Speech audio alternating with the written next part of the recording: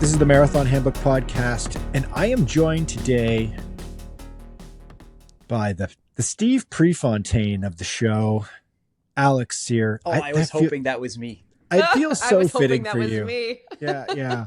Suck it, Katelyn. He's young, he's brash, filled with so much potential. And the Frank Shorter of the pod. Okay. Katelyn Tossi. That's just also good. Grinder, absolute legend. And the reason, and who am I?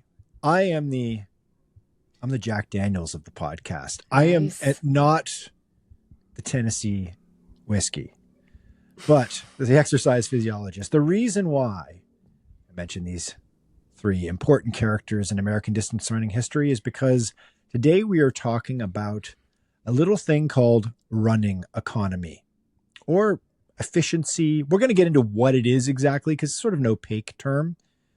What is running economy? Why it is important to you as a runner at any level. If you're listening to us and you've just started out running and you're just trying to figure out how to run better, this is an important one for you. If you're a sub-elite runner or even an elite runner like Mr. Alex Sear is, this is also important for you. Actually, probably desperately important for you as you're trying to shave off those last seconds and squeeze out all of that potential that you do have. Running economy, we're going to talk about what it is. We're going to break it down a little bit. We're going to get a little sciencey, a little nerdy, keep it entertaining. We're also going to answer the big question of can you improve running economy and how do you improve running economy? We've got 5 or 6 ways that you can improve running economy and ways you can incorporate that into your daily running. First, guys, let's talk a little bit about, and this fits with running economy, Alex. You went to New York City over the weekend, and I'm super intrigued by this. I think we're going to get some content around this too for the YouTube channel. Why were you in New York? I went to the Don't Die Summit. I love that. I love the name of it. The name is amazing. It's so on the nose. Yeah. And I longevity, didn't die. Don't live forever. Don't die. Oh, they have excellent marketing. They had a Grim Reaper there. So if you don't know this man, it was a man because I saw him in the men's room peeing from his Grim Reaper suit. But the Don't Die Summit, if you're not familiar with Don't Die, it's Bryan Johnson's movement. So this tech multi-millionaire who's become this guy who's trying to slow down his own pace of aging. He's been doing this for many years, but he's recently become really popular. There's a Netflix documentary that came out. I think that one's also called Don't Die, but it's the whole movement and ideology around what this guy is doing. So it's taking a whole lot of supplements, having a super strict sleeping schedule, exercising regularly. No real running, I think, in his protocol, which is kind of interesting, but I'm not 100% sure. There is some cardiovascular stuff. And all of it is super documented, super measured. He's got a whole team of doctors following him. It's super scientific. It's controversial because, it's all encompassing. You or I couldn't just go and do what he does. This is so invasive that he said he can't keep a girlfriend. He's done blood transfusions with his son. He's gotten fat injected in his face. It's a whole lot. Oh my gosh. And so he was there. So a lot of people are curious, right? So he's been, I guess, capitalizing on this thing to host summits, to explain his protocol, to sell his product. He's got this product called the Blueprint, and that's the protein powder and the supplements that he takes. Of course. Yeah. Mm-hmm. And I went there. I was covering the event, and while there, I got to test my own biological age. Oh. And I bring this up just to piss you both off. Thanks, Alex. Because chronologically, I may be 29, but biologically, it turns out that I'm 19. Oh, a teenager. Oh, I almost lost our clean rating on the pod just a second ago there. An F-bomb almost just slipped out of my mouth. 19. Okay, 19. Get off. You're not even old enough to be on this pod. That's right. Yeah, I'm not legal in the States. I think what happened is, so there are 2 ways to test your age. One is by doing the invasive test, testing your blood and stuff. We didn't do that. It was only physical tests, so push-ups and reach and grip strength and balance. And I have really long arms, and so I killed the sit and reach. And so I think that made me 19 and not 29 if I had to guess where I'm an outlier. So you're not flexible, you just have long arms. I have long arms, and that's going to keep me young, baby. Well, genetics are a huge component to all of this, right? I mean, Yep. A little tease for later on. We talk about that as being a significant factor in running economy, of course. Well, I was expecting you to say that your biological age was like 12 or 9 years old or something like that, that you were like, you're still fresh and new. You're still regenerating cells at a max rate. What a weird and wild world that is. My one question for him would be like, if you're trying to live forever, why are you flying around the world doing this hustle and this conference? Wouldn't it be smarter if you just stayed wrapped in bubble wrap in a nice, comfortable home? Yeah, exactly. Live in the plastic room. Exactly. Yes, exactly. But guys, social engagement is key to longevity. And so you need to build those things in. Okay. Yes, of course. And it's got nothing to do with selling that blueprint. Nothing. No. So how many supplements are you going to start taking, Alex?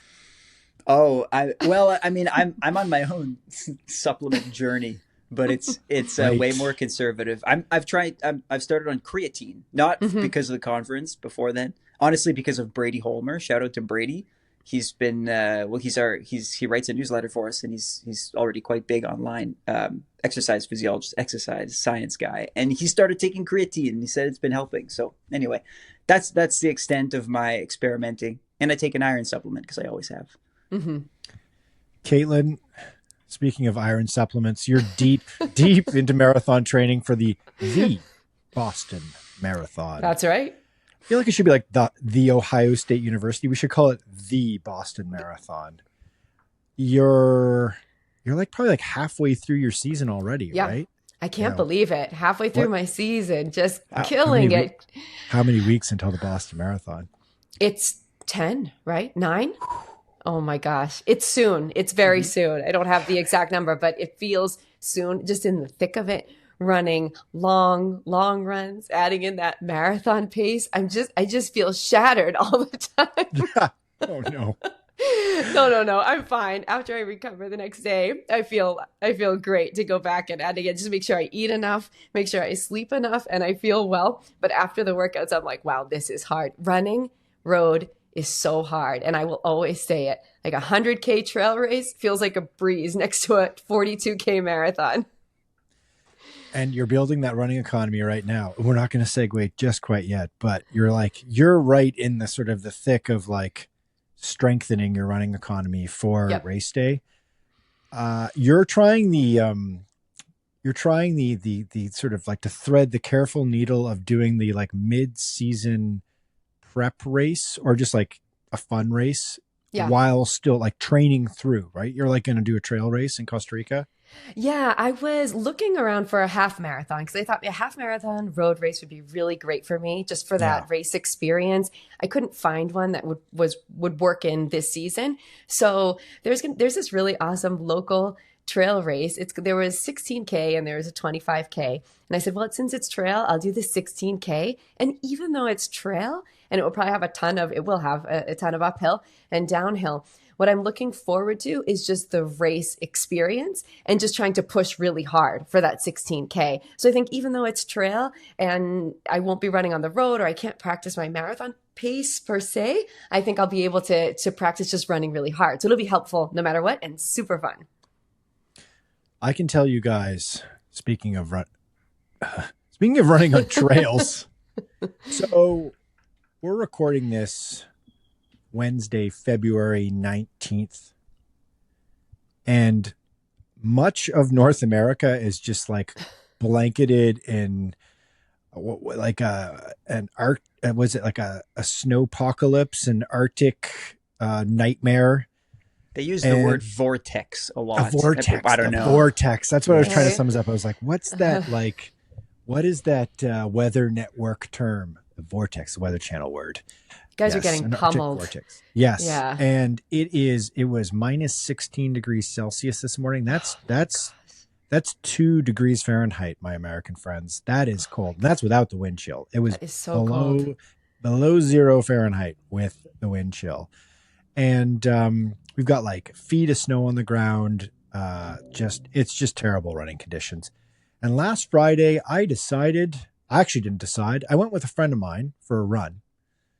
And he started off the run. He picked me up for a lunch run. He said to me, "You're going to hate me today." And I was like, okay, that's a great way to start off the run. He's like, because he sets the route. He's a Strava nerd. He likes to set these routes. He likes to explore the city. It's actually a lot of fun running with him. He's like, "You're not going to like this, but just go with it. You're going to hate me, but just go with it." We immediately dip down into a very technical trail that is covered in 2 feet of snow. Oh my Fresh God. snow. I would have been out. Nope. Alex would have turned around and started walking back. Yeah. I ran 12 kilometers in 1 to 2 feet of snow. Is snow or sand easier, Michael? We spoke about sand recently. I think sand is actually easier. Yeah. Oh my goodness. Okay. Yeah. There you go. Because you have to have such a high, like my knees, I had to like have such like a high step in my running form. And I had no idea what was underneath the snow. And I've run this trail a million times in the spring, summer, and fall. And it's a fairly technical single track trail with a lot of elevation. Going down was insane. At one point, I'm like sliding down. And I was wearing a pair of Nike Pegasus, not even the trail pegs, just a pair of Nike Pegasus because I had no idea what I was in for going into this. It was one of the weirdest runs I've ever done. But the dude, shout out to Nick. Nick turned to me at one point. And he looked at me and he was like, "This is a lot of fun." And I was like, "Kind of, you insane bastard." And he's like, "People who really love running can find joy in this. And if you don't actually like running, but you just like training and you like going after a goal, you might not enjoy this." And I thought about that. And I was like, the guy's got a point. Ooh. He's got a point. And he's like, this is crazy and insane. And you're not going to get hurt probably from it. Maybe unless, you take a horrible fall. And it's just like a weird, fun thing to do. And it's like, he's like, "You're not really training for anything right now anyway. Like, why not?" He made a really good point. Yeah. And it's a nice sunny day. The snow was like fluffy and beautiful. It was a wild thing to do. I may never do it again, but I have done it. That's running for you right there. Wow. That sounds like fun though. I mean, you're right. When you're not trying to hit a specific pace or you're not doing a specific workout, just go out for a fun run. I mean, you're getting the work in anyway. You're just not worried about pace or anything. I love those. Well, that's why I'm a trail runner. I love those runs. There you go. Yeah, exactly. And here I am wondering if I've ever really liked running. Oh no. Oh, Alex. We've sent Alex into an existential quandary. You know what, guys? I'll talk to you guys later. Yes. End pod. Oh no. And on that note, we will give Alex the opportunity to disappear and never return to the podcast again. We're going to take a break, and when we come back, we're going to get right into the main topic of today. What is running economy and how you can improve it? We've got 5 or 6 steps that you can take. Don't worry. Short term, medium term, long term to improve your running economy. And it's important to do these things. We'll tell you all about those right after this.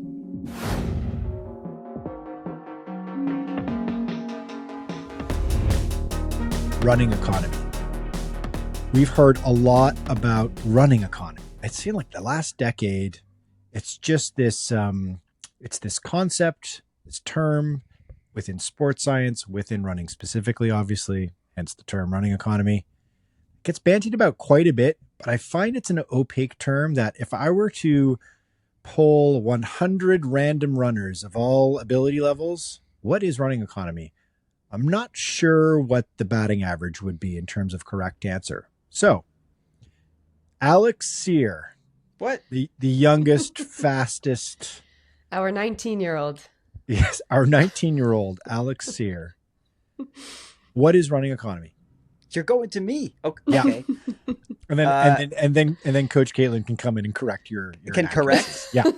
Okay, that's great. This is a perfect challenge because I've talked about running economy a bunch before, and it's like, do I actually know what it is? So to me, running economy, it's like how hard you have to work in order to run at a certain speed. So like if you have a good running economy, it's not going to cost you as much oxygen and energy and calories to run at a certain pace than compared to someone who doesn't have as good of a running economy. It's like kind of how easy it is to run for you. Like a Honda Civic would have a good gas economy, whereas a big Hummer or gas guzzler may be able to go at the same speed as the Honda Civic, but they need a lot more gas to do it. Katelyn, how's that? That's great. That's perfect. Oh, thank God.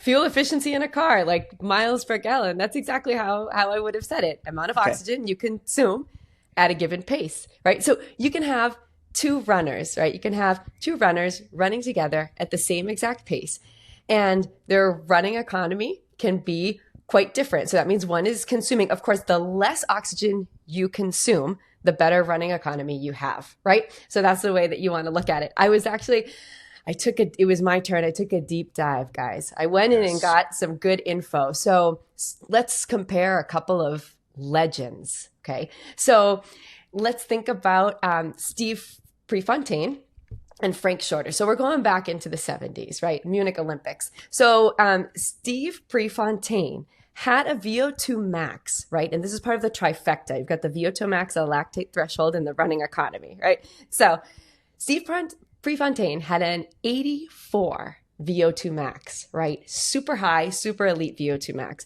Frank Shorter still had a very high VO2 max, but at 71. Okay, so that's quite a big difference. Now, when they would run 5K pace together, they could, they were running it pretty much, they could keep up at the same speed and run together. So what was the difference? What closes the gap for Frank Shorter? The running economy. Okay, so that's his miles per gallon. He was able to keep up and be able to bring himself up to the same level, to the same playing level by having better running economy, even though his VO2 max was a lot lower, right? So it's something that can improve your performance as a runner. Even if you have a lower VO2 max, you can still be a super rate fast runner. So anyway, it's just interesting to kind of look at that and look at comparing the different runners running at the same pace, but having very different values in those different components. And we should tease a previous pod. When we talked about the quest for the sub 2 hour marathon on a legitimate course, like a London marathon or a Berlin marathon instead of a test event, like Kipchoge ran the sub 2 in 2019. We talked a lot about running economy because that was sort of a curiosity that I think Nike really explored with those athletes back in 2017 when they did Breaking 2. But we also talked about some of the research that was done in elite athletes by this dude, Dr. Michael Joyner. And he looked at the top Kenyan runners in the world, and I think it was like 2011 or something like that. And he discovered something at the time he thought was quite kind of baffling, which was that, just as you said, incredible running economy, VO2 max for a super elite runner wasn't super high. Right. So interesting. Yeah, it's really interesting. Now, of course, you can also have different types of running economy at different sort of like speed levels. You use the car analogy. It's like a drag race or a race on an F1 track versus a race on a road or a long distance race like Le Mans or whatever. 800-meter runners can be super efficient, obviously at faster speeds than a marathon runner. But if you ask an 800-meter runner to run at a slower speed, they're obviously less efficient. Same thing goes obviously with the sprinter, would be the extreme example of that. So let's talk a little bit about like what influences running economy. Like how do we change it? What are the sort of parameters of running economy? What are the building blocks of running economy for us? And like, is it just genetics, Katelyn? Am I able to improve it, or am I cursed with the running economy I have? No, there are some things that are highly genetic, so it's a little tricky. Like, I don't know, limb length, like we can't change, Yes. how Alex long has our super long arms. Yeah, exactly. It's super long arms. If you have super long legs, you want to have that like, perfect ratio. So there are some things that we can't change, but we can work on, and we're going to get into the different ways to do it on different sorts of efficiencies, like neuromuscular efficiency, which would be like coordination between the nervous system and the muscles. You can work on your cardiopulmonary efficiency, right? So your heart and lungs. Of course, we're having a big aerobic base, and we'll get into working at all those different at your different paces and your different effort levels.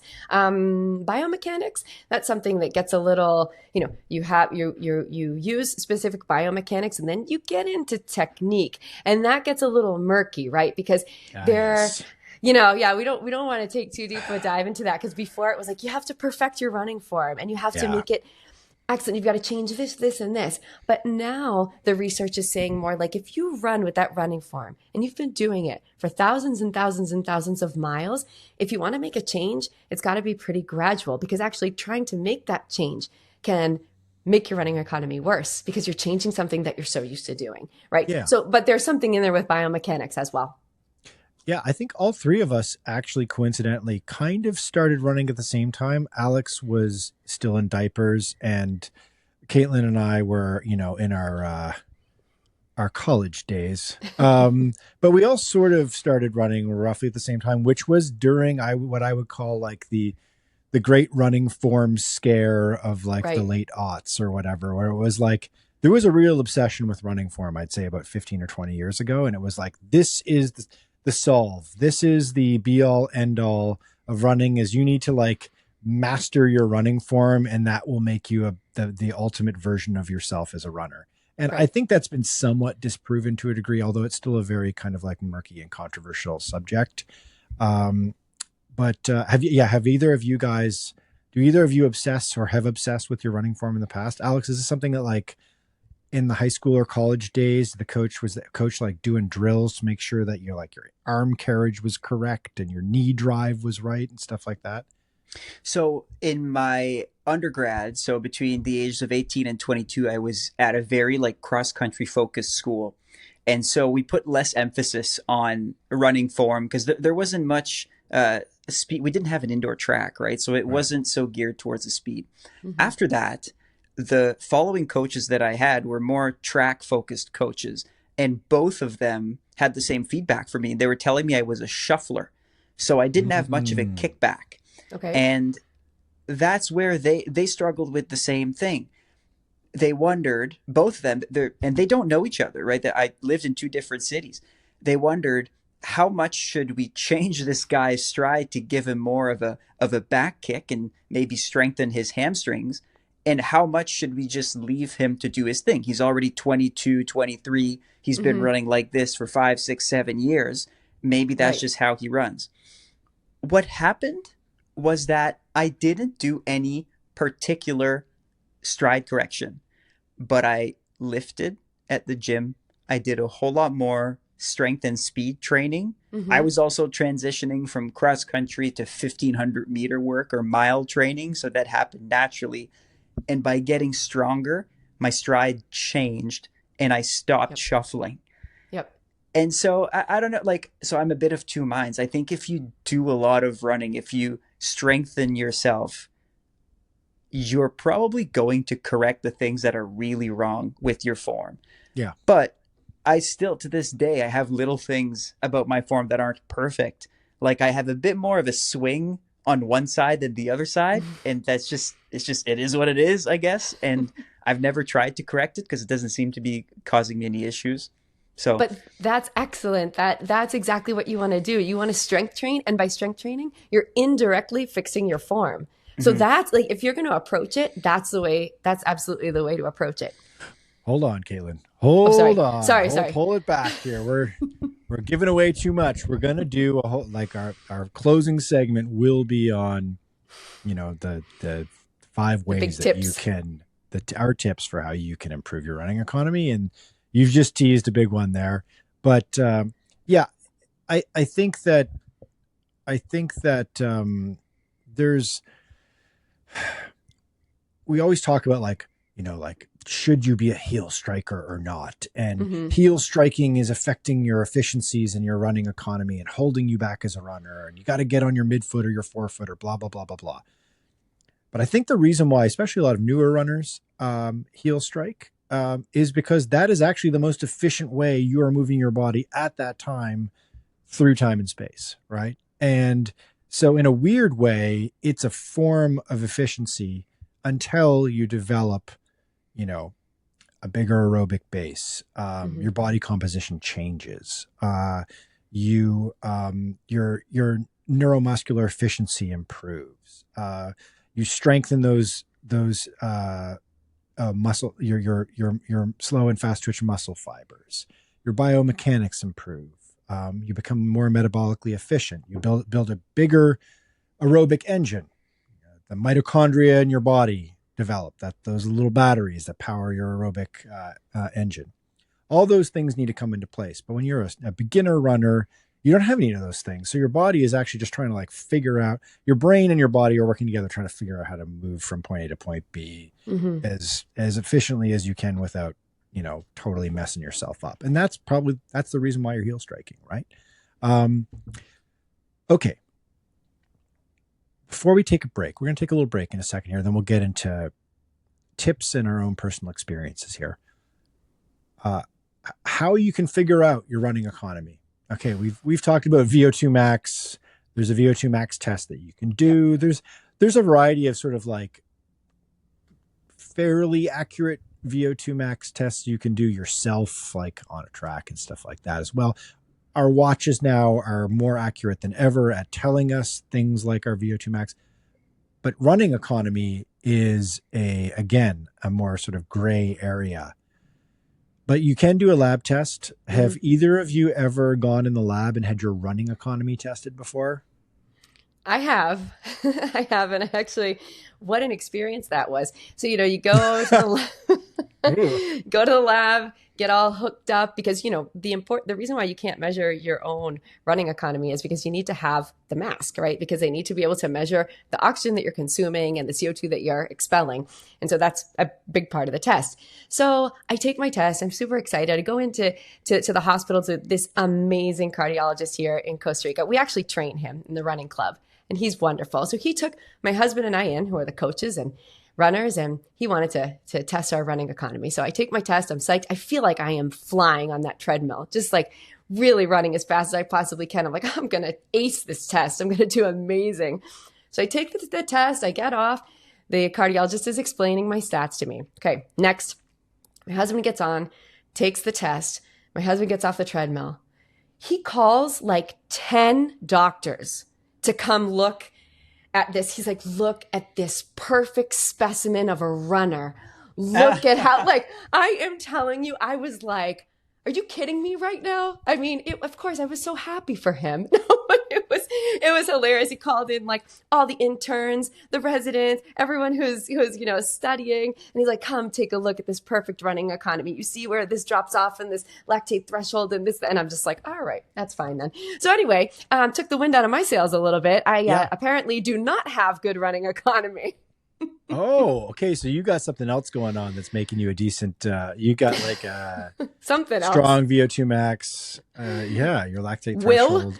Yeah. You're just stubborn as all hell. Yeah. I'm just like tough as nails. I think that's it. I just like kill myself every run. I think that might be it. I have a theory that like the vast majority of runners can, like, there's the whole central governor theory of like, can you push yourself to 100% of what you can actually output in your body? Your brain tells your body no, like 5% before you can do it or 2% before. And that's called the central governor, kind of like driving a car at max speed. I feel like most runners are like, yeah, it's like 98%. They're just like, no, I can't go any faster. And there's the rare person who's like, no, I can actually overclock it. I can put it to 102%. And then dry heave at the finish line. Sear, have you had your running economy tested? I know you've done the VO2 max test. Never. Yeah, only the VO2 max test. And I really wanted to get it tested because I was kind of the opposite of Katelyn. Like I'd be probably the same as Katelyn. I had a really good VO2 max to the point where my running time should have been faster. So then that meant that either my willpower was off or my lactate threshold or my running economy. Well, you know, no one can be perfect, right? No. So I'm in the market for a test. Yeah. I've never I don't done think either, Joyner will ever find his perfect athlete with all three things firing 100%. No, exactly. And there's that intangible we just mentioned where it's like you can push yourself to that 100%, which is a dangerous ability. That's a dangerous superpower, being able to push yourself to 100%. Do you know what I feel? I feel like that is it's a weakness in a way, because every time I take a test to try to figure out my marathon pace, I'm always frustrated 100% of the season, because I think I'm just good at taking the test, because it's a much shorter distance. And so, yeah, I'll take a 3K test. The solution is take a longer test to make it harder. And I need to push for a longer amount of time, because I can take a 3K test. And then with the output, with the outcome, if I put it into the equation, the paces are faster than I can handle. So I've got to adjust them. Right. That's interesting. Know thyself. This is like, I mean, talked about this in past podcasts. It's kind of my like philosophical obsession with running. It's all about knowing yourself. Right. Okay. Let's take a break, and then after the break, let's talk about how to improve your running economy. Real world applications, things you can actually do.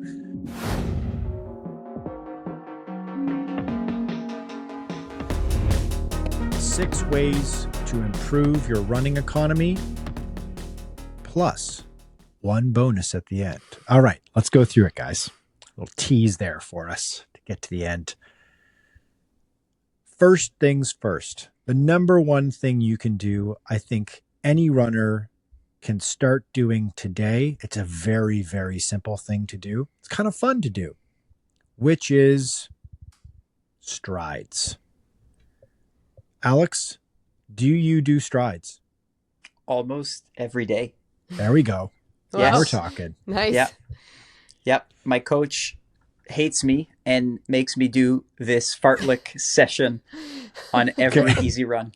And it's good. It's like because he loves you. It's like he's like making you take your medicine. Yeah.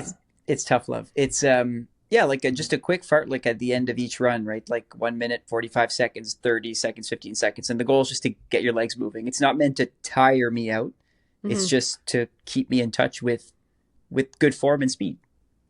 Yeah. Okay. So strides, I am a big believer in strides. I have been doing them my entire marathon running, for lack of a better term, career, even though I've probably made a grand total of $0.00 running. They're really important. And in fact, I think people don't do them as much as they should do them, even if they do strides. Okay, so what is a stride? For those who are listening or watching us on YouTube or Spotify that are unfamiliar with the term stride, it's basically like a short acceleration or sprint, usually no more than sort of the length of the straightaway of a track. So like kind of your 80 to 100 meters. It doesn't really matter how far you go or how much time it takes. It's just, you just don't want it to turn into a really long effort of, a more like Alex, you were saying a minute and then breaking it down. A minute's a very long stride. Mm-hmm. That's sort of getting into an interval area, but obviously the minute you would run less aggressively than say, I do them in like a 12 to 15 second type stride is usually what I do. It's like a little like acceleration sprint. You can do them on an easy day. You can do them before a workout. You can do them in the middle of a long run if you want to. You're probably not going to get yourself in trouble doing 10 or 12 or 15 strides.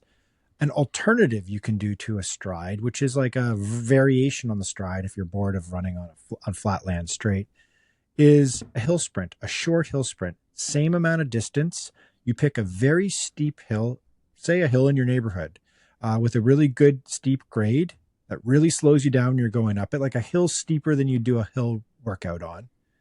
And you just sprint for 10, 12, 15 seconds up that hill. You just work as hard as you can up that hill, get your heart rate really high in 10, 12, 15 seconds, and then just walk or jog down to the bottom and do it again. Do 10, 12, 15 of them. You can build up how many you do in a session over the course of a season of running.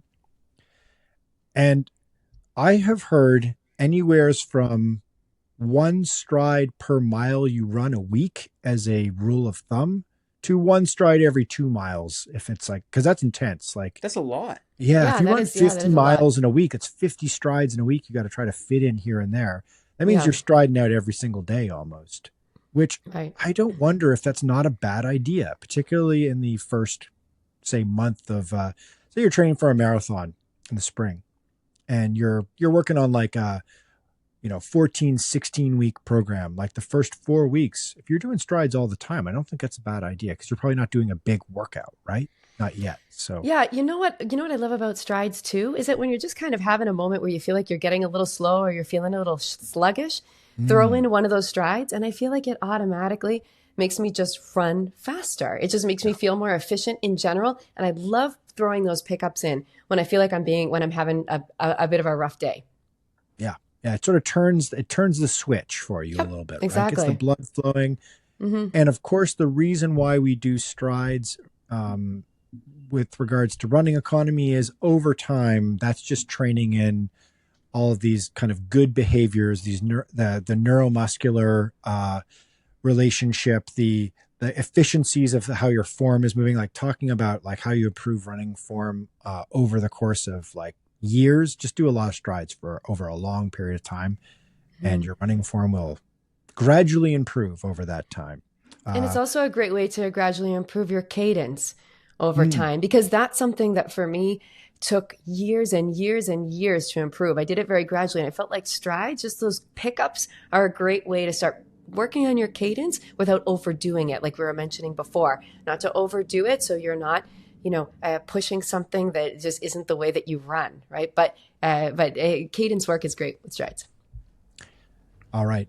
Second one, Mr. Sear. This is sort of your bread and butter, right? Something that you've adopted, and you mentioned earlier in the podcast, something you've adopted in the last couple of years in a much more serious way, which is strength training. So if you're watching this on YouTube, this may very well surprise you because you see my big, broad frame, but I'm not a naturally strong guy. I was always small and quick, but I wasn't all that strong. And so that's why I gravitated towards running. And for the longest time, I thought, well, I don't really need strength for running. I'm not a hockey player or a football player. But I was dead wrong. And eventually I started getting injured a whole lot because I don't think I was strong enough for the speed at which I was trying to run.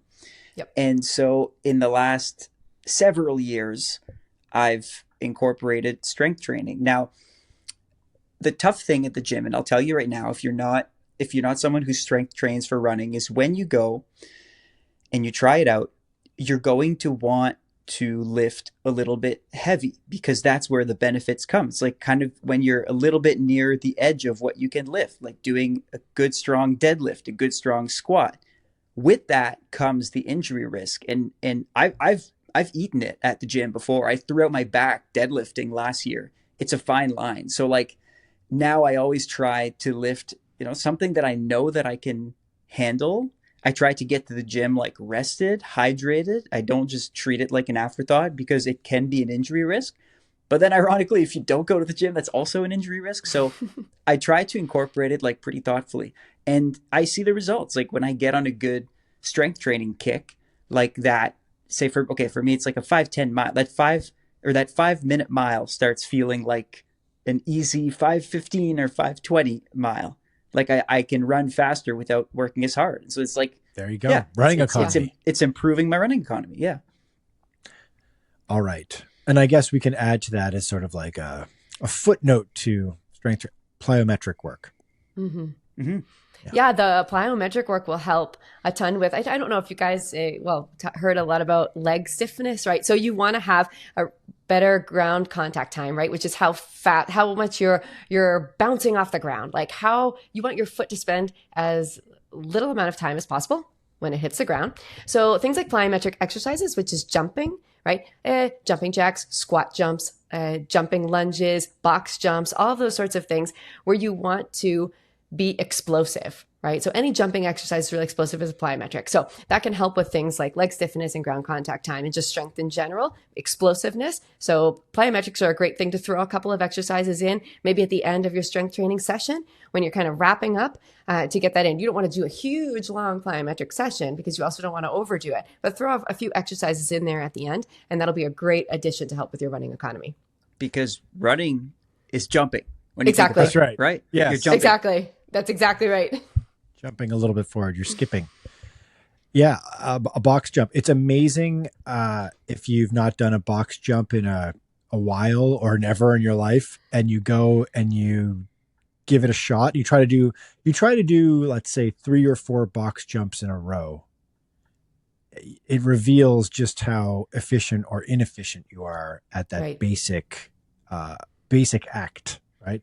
How inexplosive you can become or be, and how inefficient you are, like landing the box jump and then exiting back off the box and land Going again. right? Yeah. Those efficiencies are Yep. really something that if you do that over and over again over the course of several weeks on a regular basis, and you incorporate it into your routine, you become super efficient at that. And that translates onto the ground in terms of like you said, really quick ground contact, really Yep. efficient ground contact, really efficient leg movement.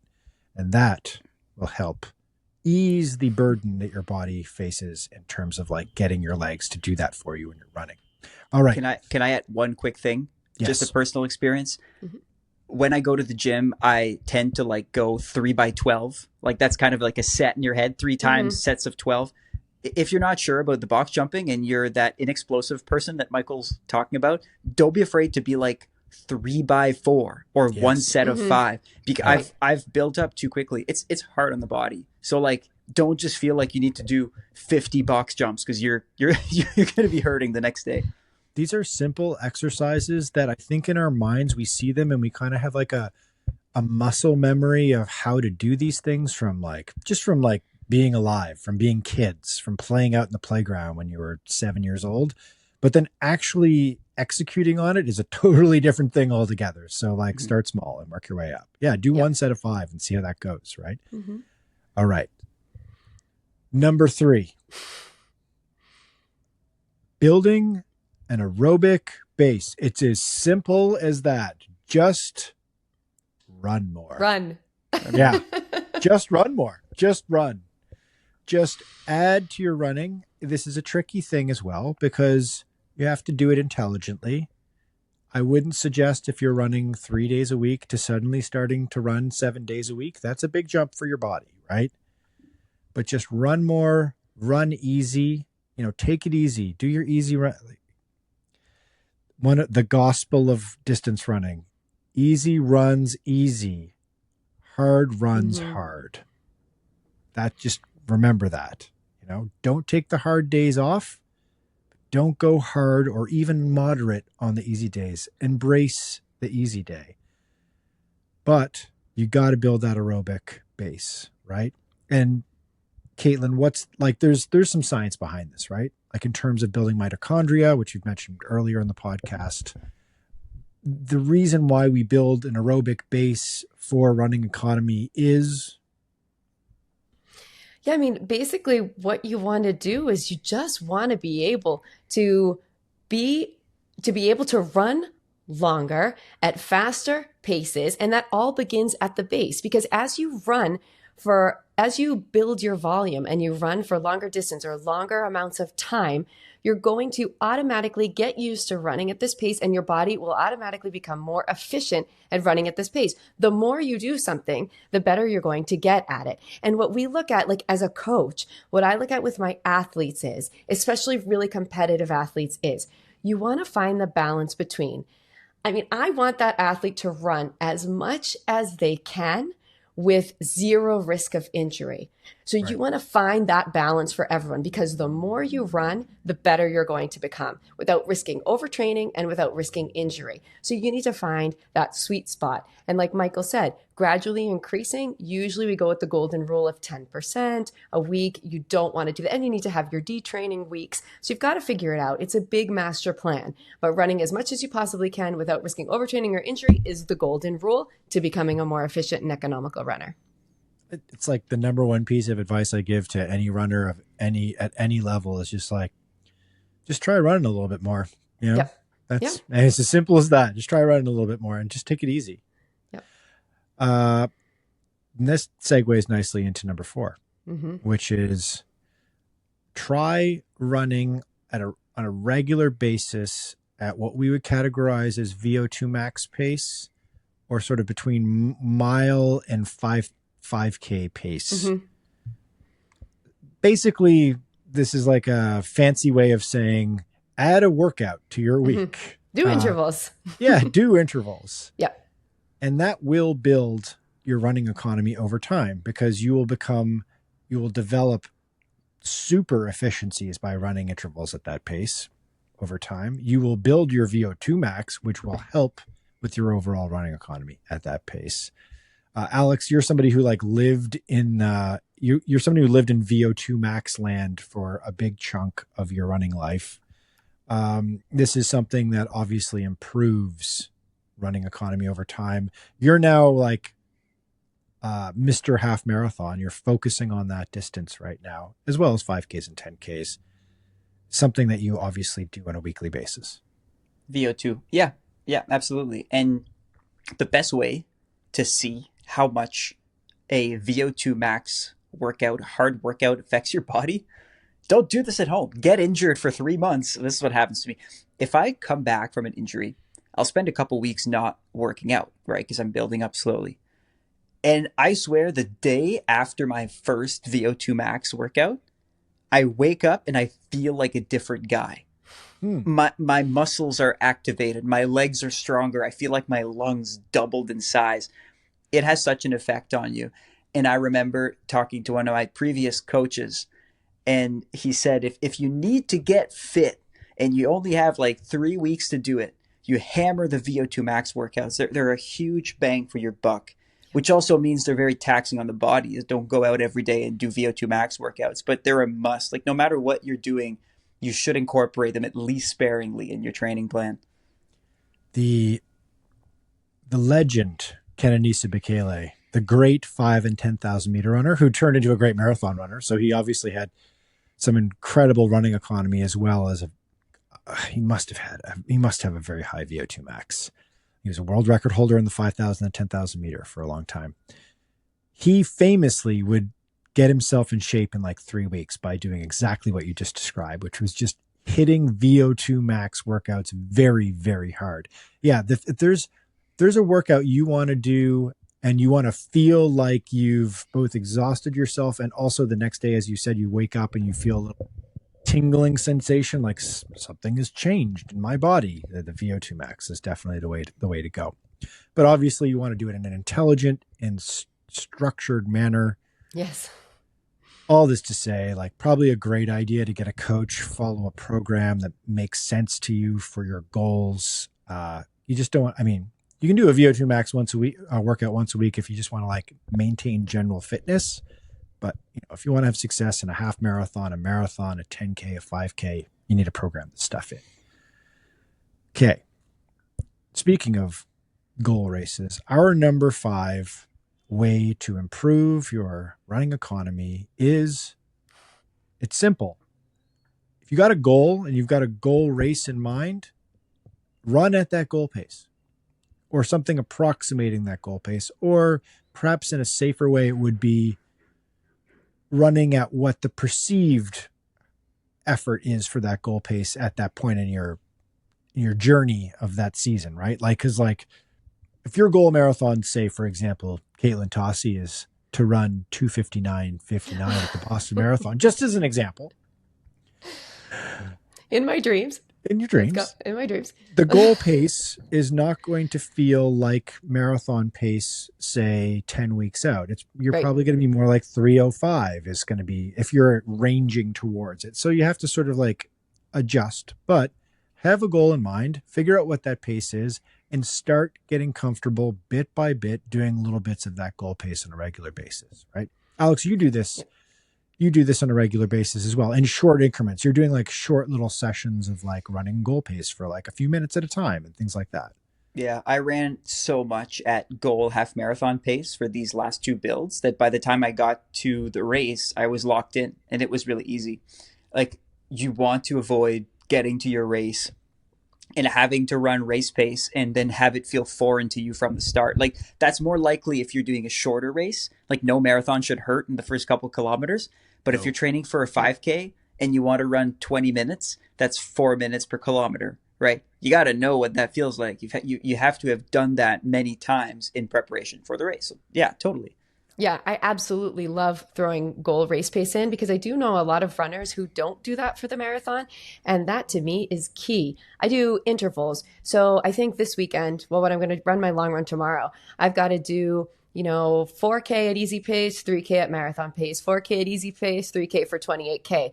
And so those blocks, as I continue throughout my season, they're going to get longer and longer, and they're going to get up to being, 7K at marathon pace. And it just really, like Alex is saying, and the more and more you run, jumping back to what we were talking about base running and just running more, the more you run, the better you're going to get. The more you run at your goal race pace, the more economical and the more efficient you're going to become at that goal race pace. So that's gold work. You can also throw it in midweek and do some threshold and marathon pace training. Well, thinking about it depends what distance you're racing. We're talking about the marathon, you could do some threshold work. So it's just a little faster than marathon pace.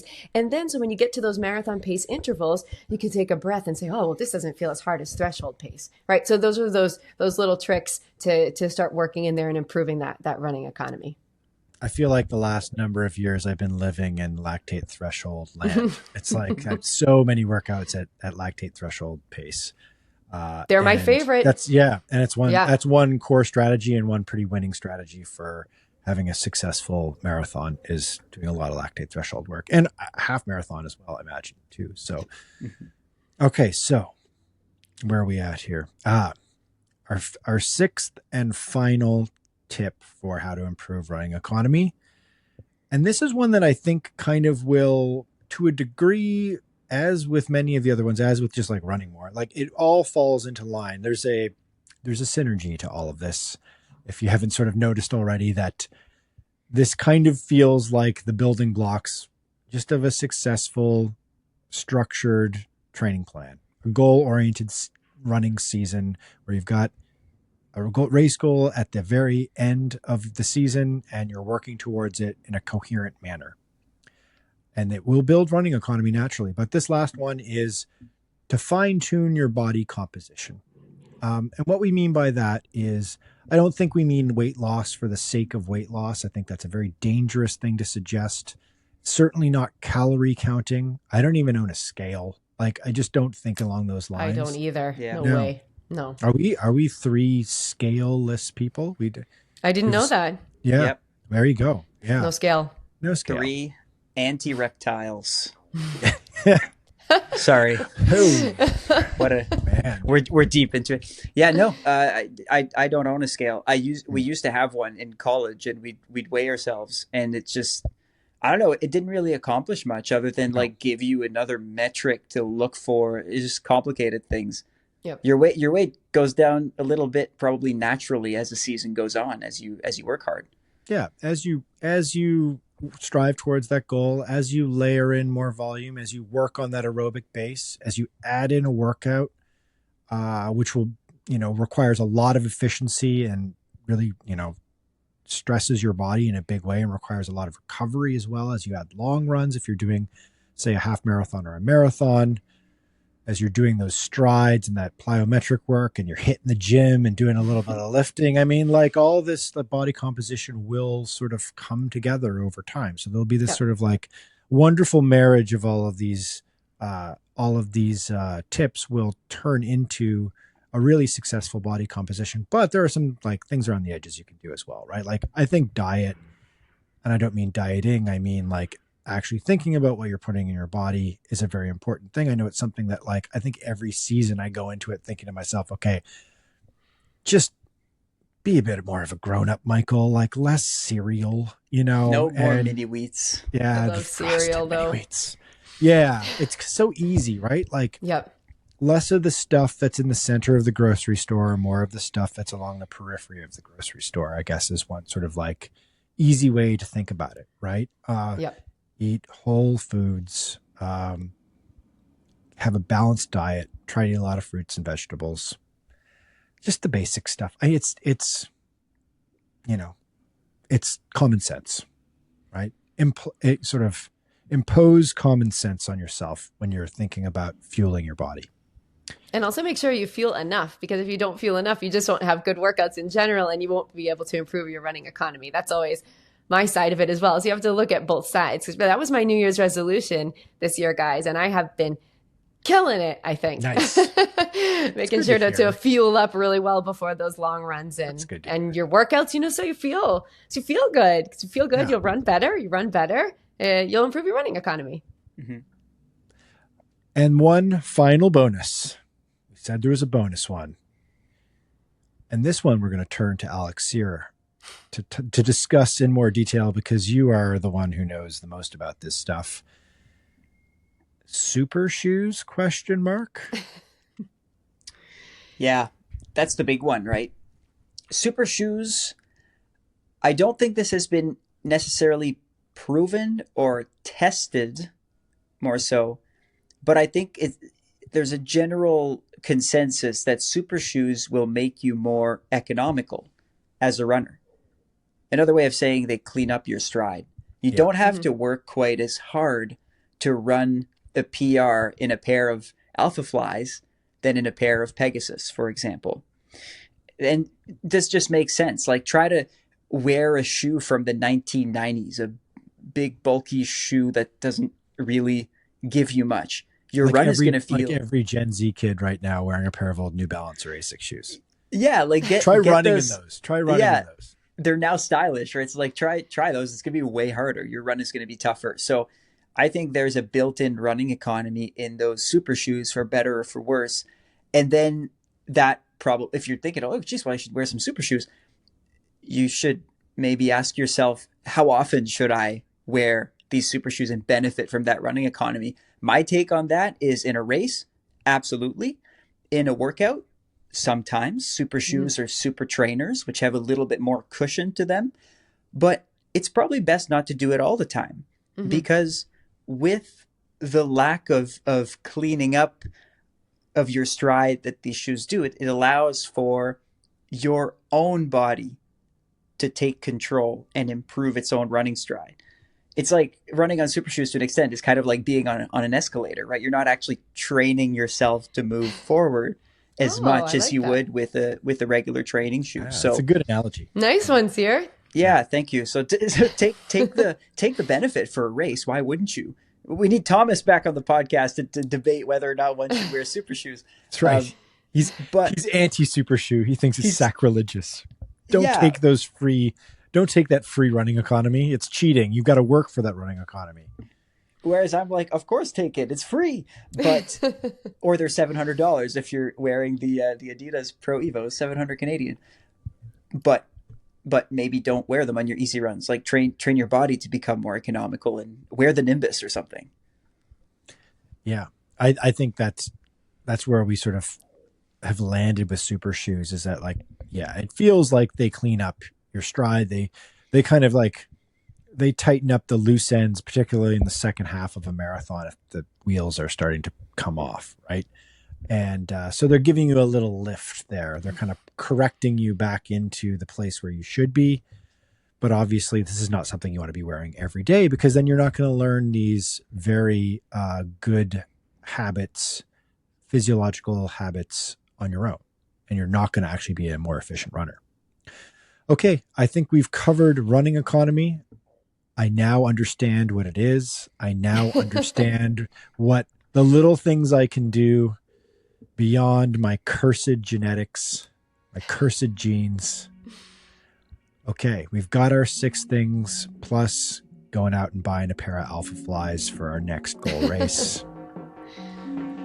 Okay, guys. Not that economical. Exactly. No, that's not economical at all. Yes, financial running economy, not at all.